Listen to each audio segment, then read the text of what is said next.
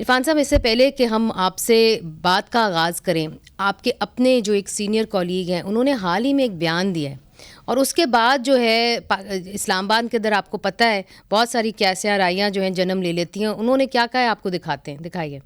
میاں نواز شریف صاحب کو سے مشورہ ضرور ہوا ہوگا اور ان کو بتایا گیا ہوگا کہ جناب یہ فیصلے جو ہیں یہ فیصلے حکومت کے قائم رہنے کے ضامن ہیں. حکومت کی صحت کے لیے ایک بہت جو ہے وہ طاقت کا باعث ہے. مطلب اسحاق ڈار کو ہٹا کر یہ ہونے چاہیے تھے. اچھا، مطلب اسحاق ڈار کو ہٹا کر وزیر خزانہ اورنگزیب کو لگانا اچھا فیصلہ ہے، درست فیصلہ ہے، بہتر فیصلہ ہے. جی، یہ حکومت کی کامیابی کے لیے بہتر فیصلہ ہے.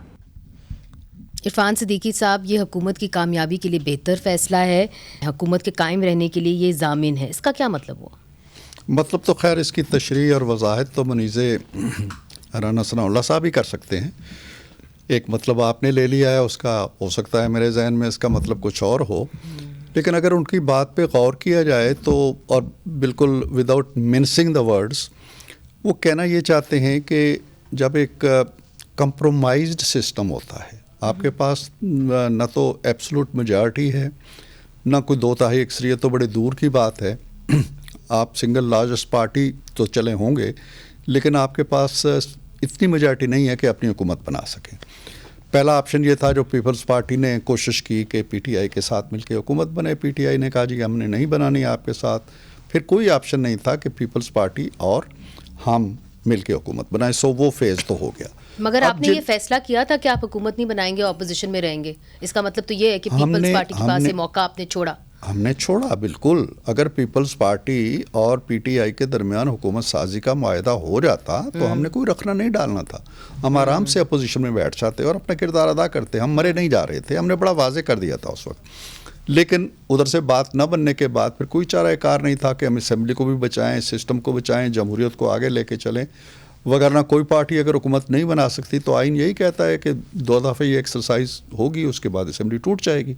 اور اسمبلی کو ٹوٹنے دینے کا مطلب یہ تھا کہ آپ کو کچھ پتہ نہیں کہ الیکشن ہونے ہیں نہیں ہونے ہیں، یا اور کیا قیاس پیدا ہو جانا ہے اور کس طرح کا انتشار پیدا ہو جانا ہے. تو یہ ایک جو میرج آف کنوینئنس سے کہہ لیں ہماری اور پیپلز پارٹی کی آپس میں ہوتی ہے. کمپرومائز اس لحاظ سے بھی ہے کہ اس میں ہمیں کوئی وہ میرا خیال ہے کہ لگی لپٹی رکھنے کی ضرورت نہیں ہے کہ اس میں وہ قوتیں جنہوں نے یہ کوشش اب کر رہی ہیں کہ نظام کو سیدھے راستے پہ رکھا جائے، کونسلز بنی ہیں، ادارے بنے ہیں، نئے ادارے وجود میں آئے ہیں اور ایک مثبت ایکسرسائز ہے. میں ایسے منفی ایکسرسائز نہیں لیتا، ان کی رائے بھی اس میں ہوگی. باقی یہ رہا کہ محسن نقوی کی اپنی کارکردگی ہے، انہوں نے اچھے ایک انتظامی افسر کے کردار ادا کیا ہے. اورنگزیب صاحب ایک بڑے ادارے سے آئے ہیں، ان پہ تکیہ کیا جا سکتا ہے، بھروسہ کیا جا سکتا ہے. لیکن جو رانا صاحب یہ فرما رہے ہیں کہ میاں صاحب سے ضرور اس پہ بات کی ہوگی، میں بالکل اس کی تائید کرتا ہوں. فیصلہ ان کا نہ ہو بے شک، لیکن توثیق ان کی ضرور چاہیے ہوتی ہے. تو اس لیے توثیق کی گئی ہوگی، اور رانا صاحب نے ایک ماہر سیاسی کارکن کے طور پہ اس کو اچھے الفاظ میں کہہ دیا ہے کہ ان دونوں کے آنے سے حکومت کی مضبوطی کا تاثر بھی نکلے گا، جو کہ نکلے گا انشاءاللہ.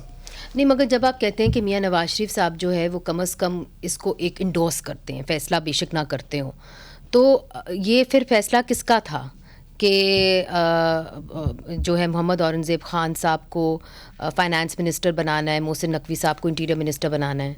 دیکھیں، یہ فیصلہ جو ہے بنیادی طور پہ اپنی کابینہ کے بارے میں وزیر اعظم نے فیصلہ کرنا ہوتا ہے کہ کہاں کس کو میں نے لے کے آنا ہے، نمبر 1.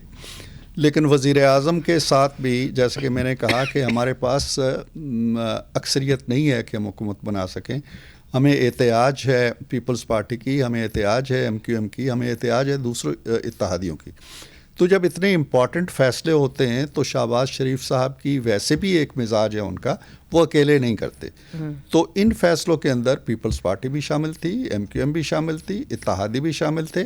جب یہ فیصلے ہو گئے تو آف کورس پھر شہباز صاحب نے میاں صاحب سے مشورہ کیا. انہوں نے کہا کہ اگر آپ لوگ ایگری کر رہے ہیں سارے کے سارے تو ٹھیک ہے. چونکہ یہ لوگ بہت سارا سوال کرتے ہیں کہ جی پھر یہ نام جو ہیں کنہوں نے تجویز کیے. ظاہر ہے کہ آپ لوگوں کی تو ایک پرائرٹی یہ ہوگی کہ اسحاق ڈار صاحب چونکہ پہلے بھی فائنانس منسٹری چلا چکے ہیں اور وہ ایکسپیرینسڈ ہیں, ظاہر ہے اورنگزیب صاحب سے تو زیادہ ایکسپیرینسڈ ہے فائنانس منسٹری چلانے میں, تو وہ ہوں.